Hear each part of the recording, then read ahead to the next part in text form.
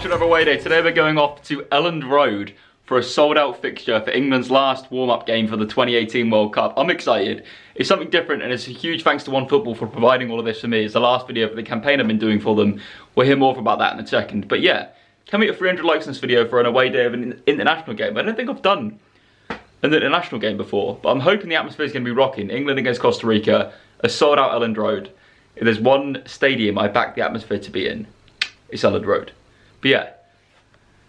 Also, I've like completely screwed my knee at five-a-side last night, and I don't know how, and it's really bad, and I think probably not going to be able to make it. I might gangrene or something. Gangrene. It's definitely gangrene. Right, I've arrived in Leeds. Didn't do any of my travel down because I was working today, so you know, had to do my job, obviously. But yeah, it's not until you come to Leeds that you realise how nice Leeds actually is as a city. Look at that nice little waterfall there. Not relevant to Leeds as a city, this is a hotel. But as I mentioned before, this video is brought to you by OneFootball for the last video in my stage of this.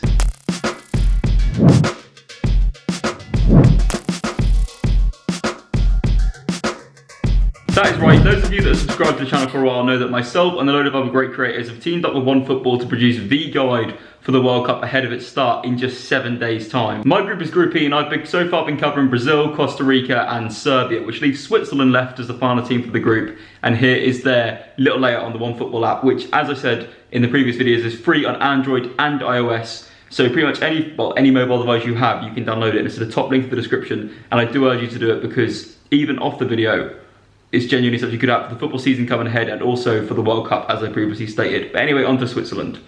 In my opinion, Switzerland's squad is a very interesting one. I haven't put them to go through the group. I actually picked Serbia ahead of them, which is quite controversial. They've got Shaqiri, obviously is their main man. They've got Granit Xhaka, and they've got a very good squad. But I think the player that could potentially be the star man for them in this tournament is Breel Mbolo. When he first joined Schalke, he was really highly rated, and his profile's on screen there. But he picked up an injury, and everyone who knows and plays Football Manager knows the potential behind Mbolo as a player.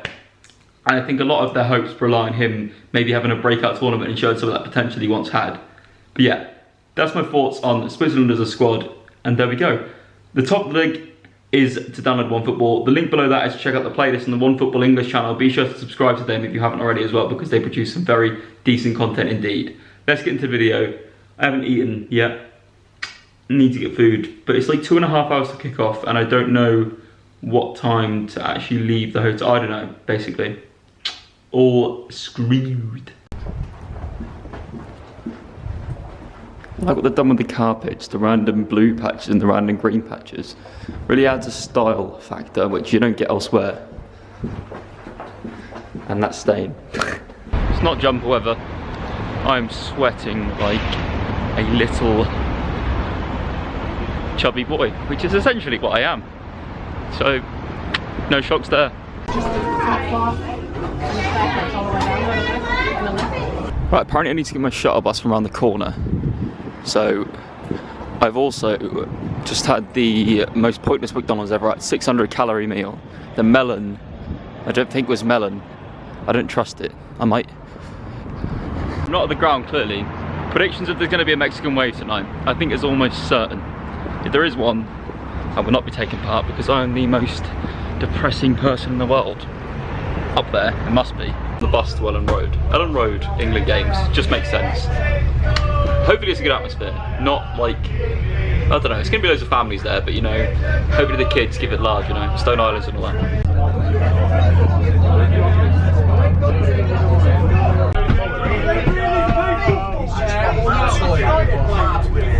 And she says, when I'm at work. An hour and 15 minutes before kickoff and it's rammed. Why is it England Costa Rica half and half starts?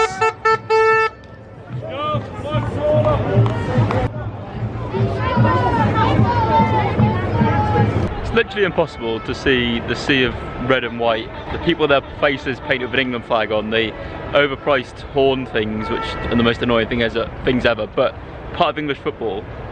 And we're going to win the World Cup. No, but it makes you a bit confident, doesn't it? And it's the thing that makes me the most hyped for the World Cup, is just seeing English people come together of all clubs, you know. Club football doesn't matter at the moment, it's all about the World Cup. Can we actually not flop this time? We'll see, but I'm definitely hyped. And hopefully tonight is a case of everyone performing a good atmosphere, because so far outside it's very good. But I'm gonna go in now. It's like an hour and 15 minutes to kick off, but the sun's nice, so I'm gonna go sit in Ellen Road because I don't get to do it that often. So, you know, fake fan.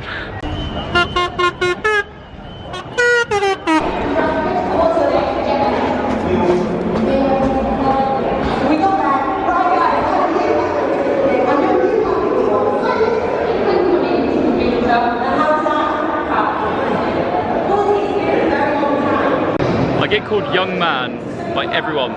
Every steward's like, go on young man. I'm like, that's fine, don't search my bag. There's nothing in there, but I'm 20. 20? I'm not 4. I look it, but I'm not 4. Nice touch. Does anyone know why England always play teams of a close geographical location to teams in their group? Not really sure it makes any sense. Like Costa Rica, Panama, Nigeria, Tunisia, don't really get it.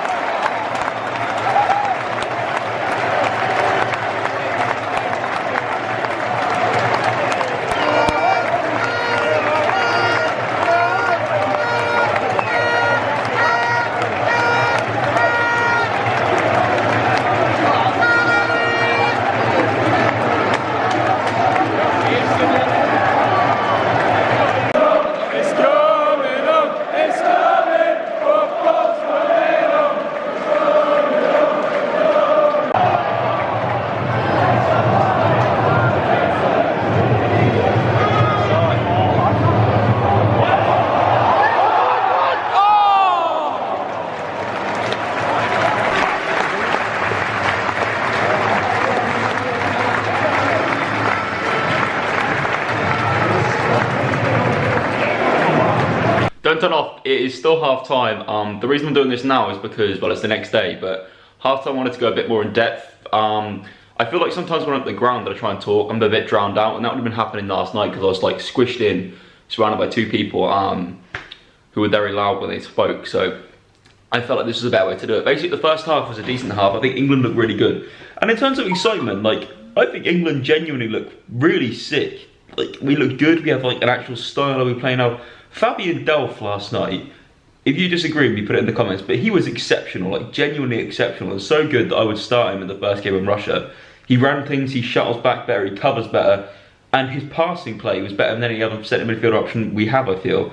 Like, he was genuinely that good, and Marcus Rashford, when he's allowed to be free, he was insane as well. But let's get on to the second half. I'll speak to you guys at full time. Good boys!